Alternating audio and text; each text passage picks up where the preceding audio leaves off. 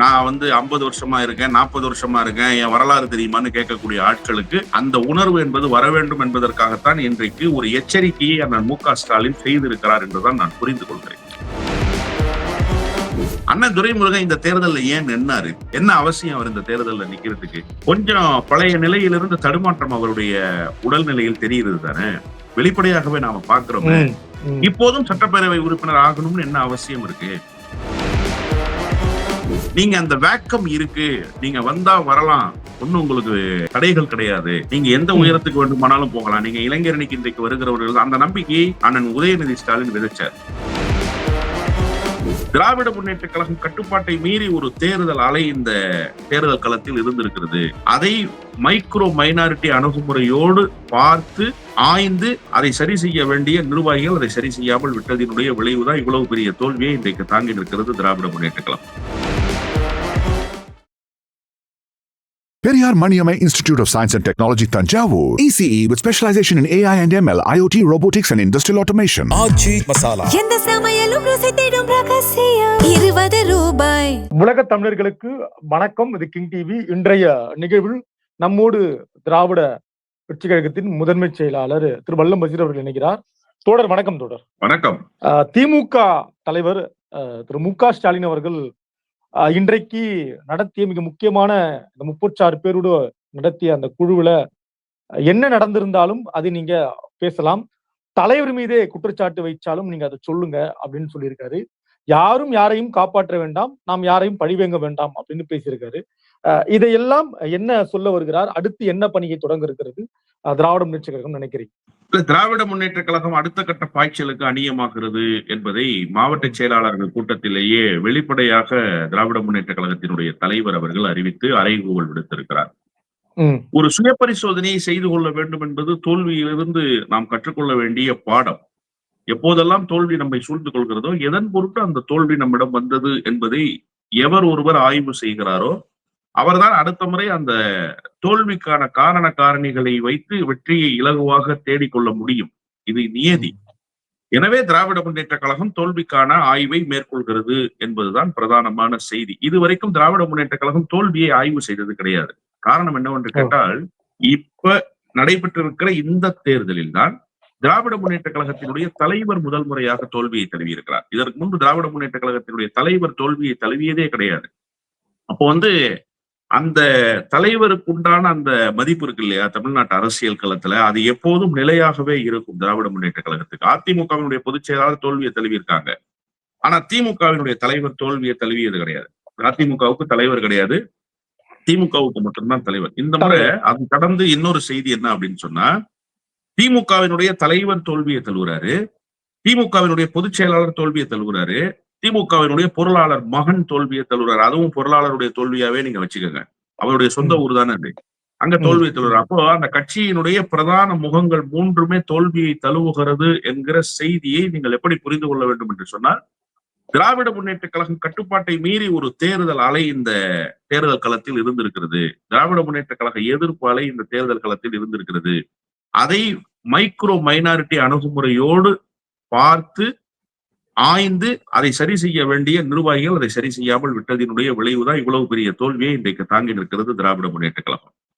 வழக்கமா இந்த மாதிரியான ஆய்வு கூட்டங்கள் எல்லா கட்சிகளையும் நடத்துவாங்க அவ்வப்போது.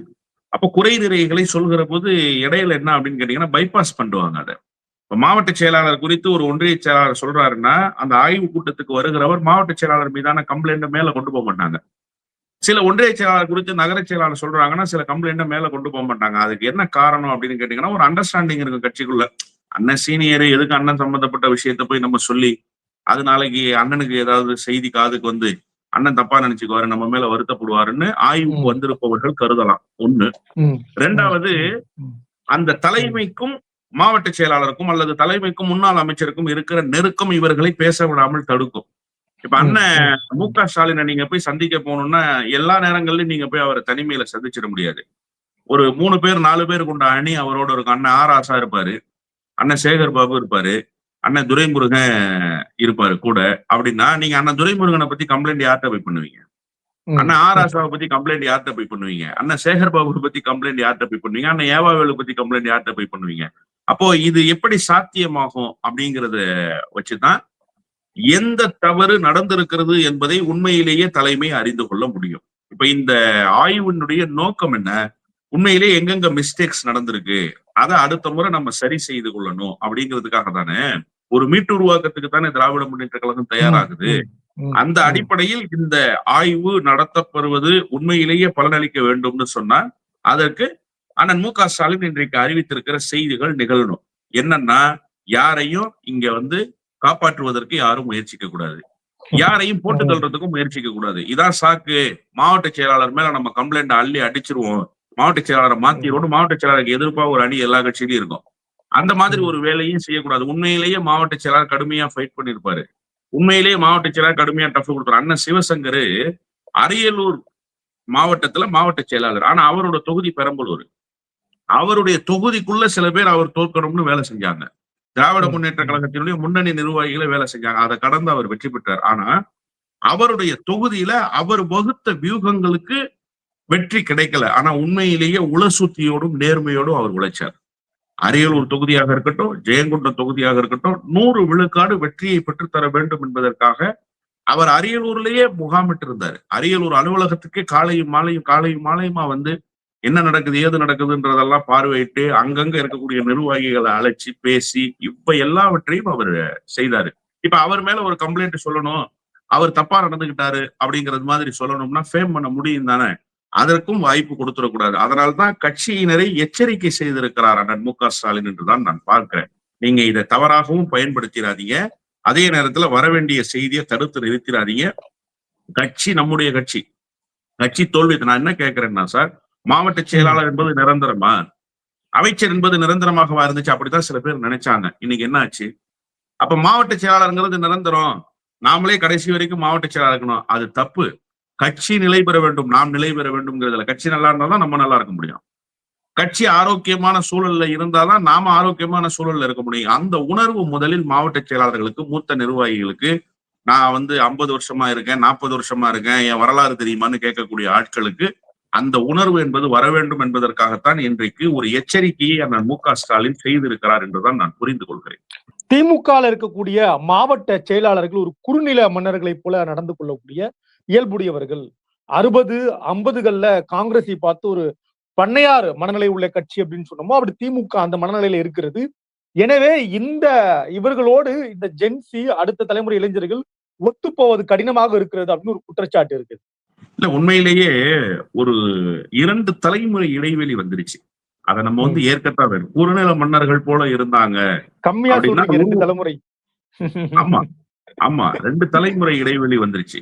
நீங்க யோசிச்சு பாருங்க, அண்ணன் ஏவாவேலுவனுடைய பேரனுக்கு பையன் வந்துட்டாரு அரசியல், அந்த சூழல் வந்துருச்சு இப்போ இல்லையா? அப்ப 2 தலைமுறை கடந்துருச்சு, மகன் தலைமுறை கடந்துருச்சு, பேரன் தலைமுறை கடந்துருச்சு. டி.ஆர். பாலு அண்ணனுடைய பேரனுக்கு வாரிசுகள் வருவதற்கான அந்த காலம் என்பது வந்துருச்சு. அப்ப எவ்வளவு நாள் நீங்க இந்த லெகசிக்குள்ளேயே வண்டி ஓட்ட முடியும்?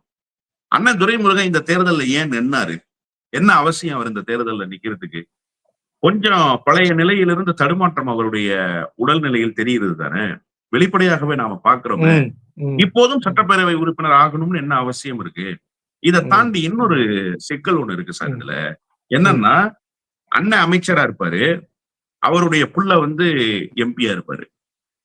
அண்ணன் எம்பியா இருப்பாரு, அவருடைய புள்ள அமைச்சரா இருப்பாரு. இது ஒரு அயற்சி தரும்ல பார்க்கிற போது. அதாவது நீங்க இப்ப உள்ள கண்ணோட்டத்தோடு பாருங்க, இப்ப இந்த புதிய தலைமுறை வந்துட்டான்ல, அந்த புதிய தலைமுறை ஒரு பார்வையை வைக்கிறான்ல, என்னதான் நம்ம திமுகவுக்கு போனாலும் இவங்க குடும்பம் தான் திமுகவில் இருக்கும், நாம இருக்க முடியாது அப்படிங்கிற ஒரு இது இருக்கு இல்லையா? அது என்ன ஆகுதுன்னு கேட்டீங்கன்னா, புதிய வருகையை தடுத்து நிறுத்துது, புதிய எழுச்சியை தடுத்து நிறுத்துது. நீங்க அந்த வேக்கம் இருக்கு, நீங்க வந்தா வரலாம், ஒண்ணும் உங்களுக்கு இது கிடையாது, தடைகள் கிடையாது, நீங்க எந்த உயரத்துக்கு வேண்டுமானாலும் போகலாம், நீங்க இளைஞரணிக்கு இன்றைக்கு வருகிறவர்கள் அந்த நம்பிக்கையை அண்ணன் உதயநிதி ஸ்டாலின் விதைச்சார். இளைஞரணிகள் பணியாற்றிய தினேஷ்குமாருக்கு மேயர் பொறுப்பு, இளைஞரணிகள் பணியாற்றிய பிரகாஷுக்கு எம்பி வாய்ப்பு, இளைஞரணியில் பணியாற்றிய சன் ராமநாதனுக்கு மேயர் வாய்ப்பு, இப்ப சட்டப்பேரவை தேர்தலில் வாய்ப்பு. இப்படி நீங்க இளைஞரணியில் பணியாற்றுபவர்கள் அதிகாரத்தை நோக்கி நகரலாம் அப்படிங்கிற ஒரு சூழல் இருக்குல்ல. தினேஷ்குமார் என்ன, இதுக்கு முன்பு அவங்க அப்பா மந்திரியா, அவங்க அப்பா எம்பியா, எம்எல்ஏவா? இல்ல. பிரகாஷ்க்கு இதுக்கு முன்பு பெரிய வாய்ப்புகள் இருந்ததா? இல்ல. சந்திரராமநாதன் அப்பா என்ன இந்த கட்சியில மாவட்ட செயலாளரா? இல்ல. அப்போ இந்த வாய்ப்பை உருவாக்குவதன் மூலமாகத்தானே இளைஞர்களிடத்துல ஒரு நம்பிக்கை. கட்சி நல்ல கட்சி சார், நல்ல கோட்பாடு, நல்ல தத்துவம், அருமையான தலைவர், இந்திய துணை கண்டமே வியந்து பார்க்கிற தலைவர். கட்சிக்கு எல்லாம் சரியா இருக்கு, ஆனா ஏதோ ஒண்ணு சரியில்லாம இருக்கு அப்படின்னு அவன் ஃபீல் பண்றான். அந்த ஏதோ ஒண்ணு என்னங்கிறது நீங்க கண்டறியத்தானே வேணும். நான் குறுநில மன்னருங்கிற வார்த்தையை பயன்படுத்தல. நீங்க சொன்னீங்க குறுநில மன்னர்கள் கூட செயல்படுகிறார்கள்னு. அந்த வார்த்தையை நான் பயன்படுத்தல. அதிகாரம் வருகிற போது அத்துமீறுகிற ஒரு வேலையை எல்லா கட்சியிலும் செய்யறாங்க, திமுக மட்டுமா செய்யறாங்க. அப்ப குறுநில மன்னர்களாக அண்ணன் ஏவாவேலு இருக்காரு, அண்ணன் துரைமுருகன் இருக்காருன்னா ப. சிதம்பரம் எந்த மன்னரு? ராஜராஜ சோழனா? அந்த கேள்வி இருக்குல்ல. அப்ப எல்லா கட்சியிலும் தானே. அண்ணன் ஜெயக்குமார் யாரு? சத்ரபதி சிவாஜியா? அவருக்குள்ள எப்படி வந்தாரு ஜெயவர்தன? நாடாளுமன்றத்துல எந்திரிச்சு பேச முடியல அந்த தம்பிக்கு. அவர் எம்பி ஆயிட்டாரு. உங்க கிரவுண்ட்ல பால போட்டா பால தூக்கி பக்கத்து கிரவுண்ட்ல போடுறோமே அப்படின்னு கேட்பாங்க பாக்குறவங்க. இல்ல அது சார் எல்லா கட்சிகளையும் இருக்குன்னு நான் சொல்றேன். கிளின்டன் சார், இல்ல சார் நான் கேக்குறேன், கிளின்டன் அதிபர் சார், கிளின்டனுக்கு மனைவியா இருந்ததை தாண்டி ஹிலாரிக்கு என்ன சார் இருக்கு? அது எப்படி ஹிலாரி ஒரு முறை அதிகாரத்தை நோக்கி வர முடியுது? நீங்க இப்ப இங்க பால போட்டா பால தூக்கி இந்த கோர்ட்ல போட்டுறீங்கல்ல. Not only in Tamil Nadu, not only in India, all over the world இந்த பாலிடிக்ஸ் இருக்கத்தானே செய்யுது சார். இதுக்கு மக்கள் பழகிட்டாங்க. இதுக்கு திமுகவை குறை சொல்ல, என்னமோ திமுக மட்டும்தான் வாரிசு அரசியல் செய்யறதுங்கிற மாதிரி கட்டமைக்க கூடாது.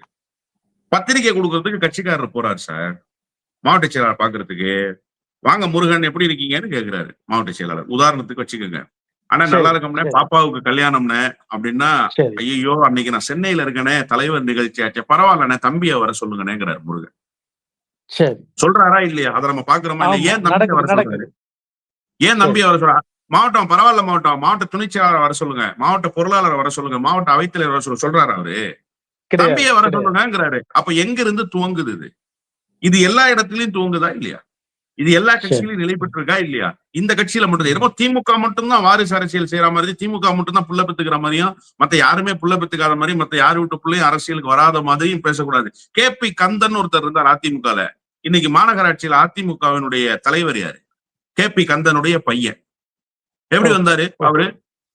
அப்போ எல்லா கட்சியிலயும் அது இருக்கு சார், அது இல்ல சார் பிரச்சனை. ஆனா திமுக என்கிற இன்றைக்கும் தேவைப்படுகிற, என்றைக்கும் தேவைப்படுகிற, லட்சியம் சார்ந்து இயங்குகிற ஒரு இயக்கத்துக்குள் புதிய வரவுகள் தொடர்ச்சியாக இருந்துகிட்டே இருக்கணும். புதிய எழுச்சி வந்துகிட்டே இருக்கணும். நீங்க இன்னைக்கு காலேஜ் முடிக்கிறானா அதுல ஒரு 10% பேராவது திமுக உள்ள நுழையணும்.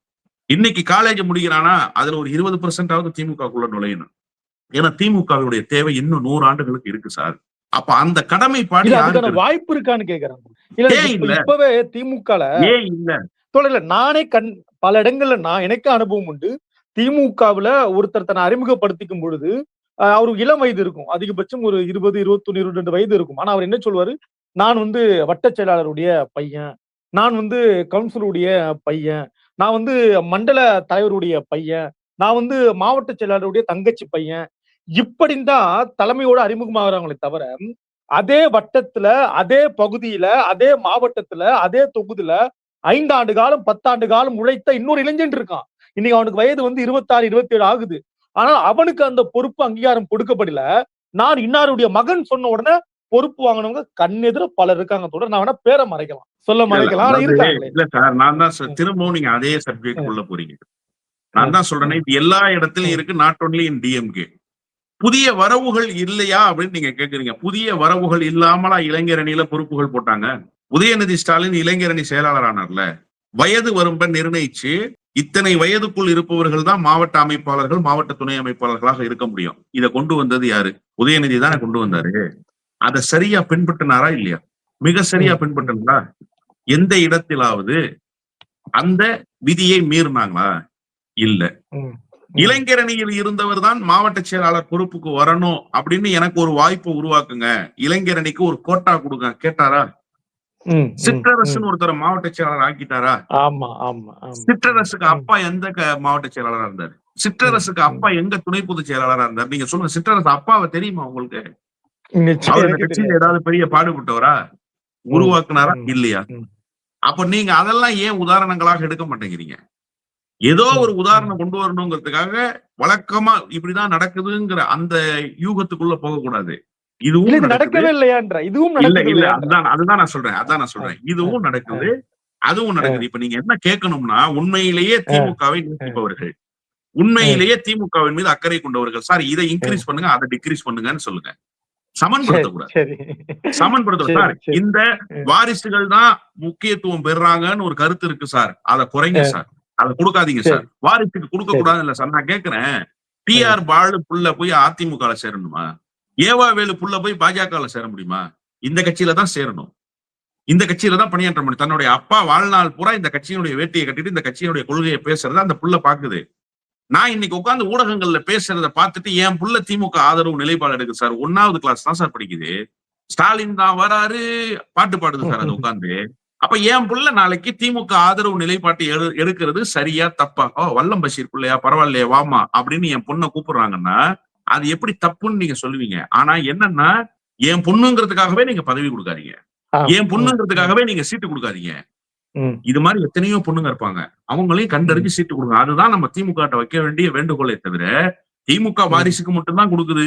திமுக மாவட்ட செயலாளர் பிள்ளைக்கு மட்டும் தான் வாய்ப்பு குடுக்குது. நான் எடுத்து பட்டியல் போடட்டுமா? நீங்க சொன்னீங்கல்ல, பேர் சொன்னா சங்கடமா ம், இருக்கும்னு. எனக்கு ம், தெரியும் யார் ம். யார் பேருன்னு. பேர் என்ன? இப்ப திமுகல இருக்கிற ம், வாரிசுகளுடைய பேர் தமிழ்நாட்டு மக்கள் தெரிஞ்சுக்காம இருக்காங்களா? யாருக்குமே ம், தெரியாதா? ம், எல்லாருக்கும் தெரியும். யார் இன்னார் புள்ள இன்னார் தான் எல்லாருக்கும் தெரியும். அது இல்ல இங்க பிரச்சனை. ம், ம், புள்ளையா இல்லாதவர்களுக்கு வாய்ப்பு கொடுத்திருக்கோமா இல்லையா? எத்தனை வாய்ப்புகள் கொடுக்கப்பட்டிருக்கு? அதனுடைய பட்டியல் எடுத்து போடுவோம். அது கூடுதலா, இது கூடுதலான்னு பாருங்க. அப்ப தெரிஞ்சிடும் திமுக எந்த ட்ராக்ல போகுதுன்னு சொல்லிட்டு. ஆனா, இதை இன்னும் அதிகப்படுத்தணும்னு சொல்றேன் நான். உண்மையிலேயே ஒரு குறை இருக்கு சார். இல்லன்னுலாம் இல்ல ம், சார். ம், ம். அதுக்காக ஒட்டுமொத்தமா திமுக குறையா இருக்குன்னு சொல்லாதீங்க. திமுகவுல குறை இருக்கு. கண்டிப்பாக புதியவர்களுக்கான பிளாட்ஃபார்மை இன்னும் இன்கிரீஸ் பண்ண வேண்டியிருக்கு. அதுவும் இந்த காலகட்டத்துல. திமுக ம், எல்லோருக்குமான இயக்கம். நீ வந்தா ம், திமுகவுல அதிகாரத்தை நோக்கி நகரணும் அப்படிங்கிறத நீங்க வாய்ப்புகளை உருவாக்கி கொடுத்து திமுகவில் இன்னும் கூடுதலான இளைஞர்கள் படையெடுத்து வரணும் சார். அண்ணன் மு.க. ஸ்டாலின் இளைஞரணி செயலாளராக இருந்தப்போ உருவாக்குனார்ல ஆட்கள்லாம். அதெல்லாம் ஃபர்ஸ்ட் ஜெனரேஷன். அண்ணன் ம், நாசர், ஆவடி ம், நாசர். ம், ஃபர்ஸ்ட் ஜெனரேஷன். ஆவடி நாசருக்கு அப்பா இருந்தாரா? ம், இந்த கட்சியில பணியாற்றினாரா? திருவாரூர் அசோகன் அவங்க அப்பா இந்த ம். கட்சியில பணியாற்றினாரா? இப்படி புதியவர்களை கண்டறிந்து புதிய ஆட்களை தேர்வு செய்து உருவாக்கியதனுடைய விளைவு இன்னைக்கு அண்ணா ஆவடி நாசர் யாரு? திருவள்ளூர் மாவட்டத்தில் அசைக்க முடியாத தலகர்த்தர் இல்லையா? ஆவடியில பல முறை நகர்மன்றத்தை கைப்பற்றிய ஒரு நகர்மன்ற தலைவராக இருந்தார். இன்னைக்கு ஆவடியை அங்குலம் அங்குலமாக செதுக்கிய நபராக வெளிப்படுறாரு. அப்போ ம். நீங்க அன்னைக்கு உருவாக்குனது தானே இன்னைக்கு பயன்பட்டுச்சு. அது மாதிரி இன்னைக்கு யார உருவாக்கிருக்கீங்க? அப்போ உருவாக்க வேண்டிய தேவை இருக்கு. அது திமுக தான் உருவாக்கணும். பாஜகல உருவாக்குவான். என்ன பயன் தமிழ்நாட்டுக்கு? ம். அதிமுகல உருவாக்குறான். என்ன பயன் தமிழ்நாட்டுக்கு? தமிழ்நாட்டுக்கு நன்மை பயக்கணும்னா திமுகவில் புதியவர்கள் வாய்ப்புகளை பெறணும், அதிகாரத்தை பெறணும், அதிகாரத்தில் பங்கேற்கணும். அதுக்கு உண்டான வாய்ப்பை திமுக தலைவர் உருவாக்கணும், திமுக தலைமை உருவாக்கணும். இப்ப இந்த கட்சியினுடைய சோதனையான காலத்தில் ஒரு ஆய்வை மேற்கொள்றாரு இல்லையா? ஒரு மீட்டு உருவாக்கம். அந்த மீட்டு உருவாக்கத்தில் புதிய வாய்ப்புகளை அண்ணன் தளபதி ஸ்டாலின் உருவாக்குவார். நான் 100 விழுக்காடு நம்புறேன். ஏன்னா, அவர் மற்ற தலைவர்களைப் போல சுத்தி என்ன நடக்குதுன்னு கண்ண மூடிட்டு உட்கார்ந்து இருக்கிற தலைவர் இல்ல. நான் போனேன் சார். உங்க ம். கிங் டிவில தான் ம். லைவ் டெலிகாஸ்ட் போச்சு. ம். முதலமைச்சர் பிறந்த நாளுக்கு வாழ்த்து சொல்றதுக்கு போறேன். அண்ணன் மல்லை சத்யா சொல்றாரு. அண்ணா வல்லம் பஷீர் ம். டிபேட்ல எல்லாம் நல்லா அழுத்தமா ம். வாதங்களை வைப்பாரு.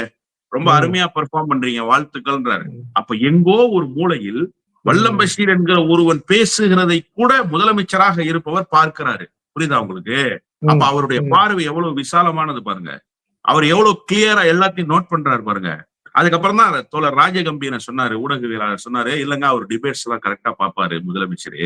ஓய்வு ம். நேரங்கள்ல யார் பேசுறா, என்ன பேசுறாங்கன்றத கரெக்டா வாட்ச் பண்ணிடுவாரு. பல ம். நேரங்கள்ல அவர் தொடர்பு கொண்டு நல்லா பேசிருக்கீங்கன்னு கூட சொல்லிடுவாரு சில பேரை ம். அப்படின்னு ம். சொன்னாரு. ம். அப்போ எல்லாவற்றையும் உள்வாங்குகிற தலைவராக இருக்கிறாரு. அந்த தலைவர் மீண்டும் திராவிட முன்னேற்ற கழகத்தை புதிய எழுச்சியோடு வடிவமைப்பார். நான் 100 விழுக்காடு நம்புறேன்.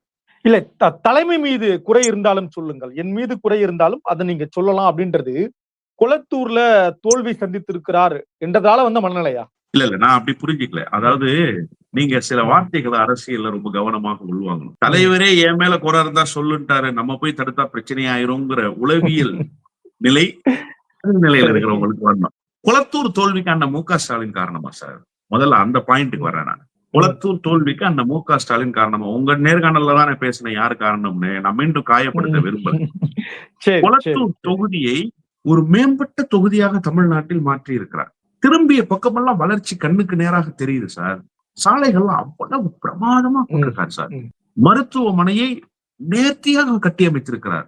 நவீன நூலகம், பேருந்து நிலையம், பேருந்து நிலையத்துக்கான நிழற்குடைகள், பேருந்து நிறுத்தத்துக்கான நிழற்குடைகள், சுழல் விளக்குகள். ஒரு தொகுதியை இதை விட ஒருவர் எப்படி சார் மேம்படுத்த முடியும்? இதை விட எப்படி மேம்படுத்த முடியும்? குளத்தூரை நான் நேசிக்கிறேன்னு சொல்றாரு.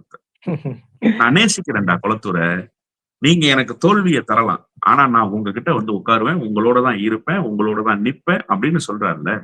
இதை விட ஒரு கன்சர்னை எப்படி ஒரு தலைவர் வெளிப்படுத்த முடியும்? அவருடைய பார்வையை கடந்து தோல்வி. ஆனா அவர்கிட்ட ஒரு தப்பு என்னன்னா, தேர்தல் பிரச்சார களங்கள்ல பங்கேற்கிற போது சொன்னாங்க, எந்த ஊரில் இருந்தாலும் தன்னுடைய தொகுதியில் என்ன பணி நடக்குது அப்படிங்கிறத அப்பப்ப ஒர்க் பண்ணிக்கிட்டே இருந்தாராம் டிசிஎம், துணை முதலமைச்சர் கேப்பாக்கம் திருவல்லிக்கணில். ஆனா இவர் வந்து நம்பி விட்டுட்டார். சரி, சேகர் பாபு பாத்துக்குவாரு, முரளி பாத்துக்குவாரு, அங்க இருக்கிறவங்க பாத்துக்குவாங்க, பிரச்சனை இல்லை அப்படின்னு அந்த நம்பிக்கைக்கு வேட்டு வைத்தாங்க. நான் திரும்பவும் சொல்றேன், நான் யாரையும் காயப்படுத்த விரும்பல. அந்த தோல்வியை இப்போதும் தமிழ் சமூகம் ஏற்க முடியாம தடுமாறுது இல்ல. இன்னைக்கு நினைச்சாலும் சாப்பாடு இறங்கல சார். இன்னைக்கு நினைச்சாலும் தூக்கம் வர மாட்டேங்குது சார். இன்னைக்கு நினைச்சாலும் அவ்வளவு ஆற்றாமையாக இருக்கு.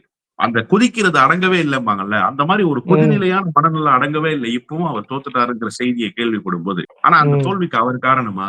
நிச்சயமாக அவர் காரணம் இல்லை. அப்போ என்ன சொல்றாரு அவரு? ஏன் அதை சொன்னாருன்னா, தலைவரே சொல்லிட்டாரு என் மேல இருக்கிற தப்ப சொல்லுன்ன பிறகு மாவட்ட செயலாளர் போய் என்னை பத்தி எல்லாம் எதுவும் சொல்லாதப்பா அப்படின்னு சொல்ல முடியாது. இல்ல குறை சொல்லிட்டா அங்க போறாங்கல்ல டீம், அண்ணன் எம்.எம். அப்துல்லா போறாரு, அக்கா ரேகா பிரியதர்ஷினி போறாங்க, இப்படி ஒரு பெரிய டீம், எங்க எம்பி முரசொலி போறாரு, இப்படி ஒரு பெரிய டீம் போறாங்கல்ல. போறவங்கள்ட்ட போய் பார்த்து நம்மளை பத்தி ஏதாவது சொல்லுவாங்க, நீங்க பட்ல மேல போய் சொல்லிடாதீங்கன்னு சொல்லக்கூடாது. ஏன் தப்பு எல்லாரும் செய்வாங்கல்ல, நான் தப்பு செய்ய மாட்டேனா? நான் தப்பு செய்யறதையும் சொன்னாதானே சார் தெரியும் நான் தப்பு செய்யறேன்னு சொல்லி. ஏன் பயப்படணும்? இன்னொன்னு நான் என்ன கேட்கிறேன்னா, மாவட்ட செயலாளர் பொறுப்புல இருந்து எடுத்துட்டு போட்டுமே. இந்த கட்சியில இவ்வளவு நாள் மாவட்ட செயலாளர் இருந்தோம் இல்லையா? இந்நாள் மாவட்ட செயலாளர், முன்னாள் மாவட்ட செயலாளர் தானே, பெருமை தானே. இன்னொருத்தர் வரட்டுமே, ஏன் நானே இருக்கணும்ன்ற மனநிலை என்ன இருக்கு? நானே இந்த அதிகாரத்தில் தொற்றிக்கொள்ள வேண்டும், கடைசி வரைக்கும் சாவர வரைக்கும் நான் மாவட்ட செயலாளராகவே இருக்கணும். ஏன் இந்த முறை வாய்ப்பை இன்னொருத்தருக்கு உருவாக்குவோமே? நம்ம தப்பே செஞ்சிருந்திருக்கலாம். அந்த தப்பின் மூலமாக கட்சிக்கு தோல்வி வந்திருக்கலாம் சார். தனி மனிதனா இயக்கமா என்றால் இயக்கம் தான் பெரியது. இயக்கம் தான். இயக்க நலனா நாட்டு நலனா என்றால் நாட்டு நலன் தான் பெரியது இயக்க நலனை விட. அப்போ நீங்க வந்து உங்களை நிலைநிறுத்திக் கொள்ளணும். உங்களை பத்தின செய்திகள் தலைவருக்கு போகக்கூடாது, உங்க பத்தின செய்திகள் தலைமைக்கு போகக்கூடாதுன்னா அப்ப நீங்க தவறு செய்துகிட்டே இருப்பீங்க. உங்க தவறை திருப்பிக்கிறதுக்கான வாய்ப்பே அமையாது. இது யார பாதிக்கும்? தனி மனிதர்களை பாதிக்குதா? இயக்கத்தை பாதிக்குது. அவனுக்கு ஒரு அயற்சி வருது சார். கீழ்நிலையில இருக்கிற தொண்டனுக்கு என்ன பண்ணாலும் தலைவர் நடவடிக்கை எடுக்க மாட்டாரு. இவன் தான் கடைசி வரைக்கும் நமக்கு மாவட்ட செயலாளர், இவன் தான் கடைசி வரைக்கும் நமக்கு மந்திரி, நம்ம என்னெல்லாம் பண்ணி தொலைறது, போய் தொலைவோம் அப்படின்னு அந்த ஒரு சோர்வு மனநிலை வருது இல்ல, அது கட்சியை பாதிச்சிருது. அது கீழ்நிலையில ரியாக்ட் ஆயிடுது. ஒரு இயக்க தொண்டன் போர் வீரனை போல கடமையாற்றணும். அந்த யுக்திய அவன் வகுக்கணும், அந்த வியூகத்துக்கு அவன் தயாராகணும். அது தயாராகாம போற அயற்சி மனநிலை வருதுன்னா அதை தடுத்து நிறுத்தணுமா வேணாமா? அதனால்தான் அந்த ஸ்டேட்மெண்ட்டை அண்ணன் மு.க. ஸ்டாலின் சொல்லியிருக்காரு. என் மீதே தவறு இருந்தாலும் வந்து சொல்லுங்கப்பான்னா என்ன அர்த்தம்னா, மாவட்ட செயலாளர், ஒன்றிய செயலாளர் யாரும் தடுக்காத, என் மேலே குறை இருந்தா சொல்லிட்டேன், உன் மேல குறை இருந்தாலும் சொல்லுவாங்க, நீ நிறுத்தாதன்றதுதான் அதனுடைய உளவியல் பொருள். பல கேள்விகளை நாங்க முன் வச்சோம் தொடர். ஆனா உங்களுடைய கோணத்துல நீங்க எங்களுக்கு விளக்கம் கொடுத்தது உள்ளபடியே ரொம்ப நிறைவா இருக்கு எங்களுக்கு. உங்களுடைய கோணம் இன்னும் கூடுதல் சிறப்பாக இருக்கிறது, சிந்திக்க வைக்கிறது, இடையிடையே சிரிக்கவும் வைக்கிறீங்க நீங்க. நன்றி தோழர், நன்றி தோழர், நன்றி தோழர். நன்றி. Periyar Maniamai Institute of Science and Technology, Tanjavur. ECE with specialization in AI and ML, IoT, robotics and industrial automation. எந்த சமையலும் ருசி தேடும் ரகசியம் 20 ரூபாய்.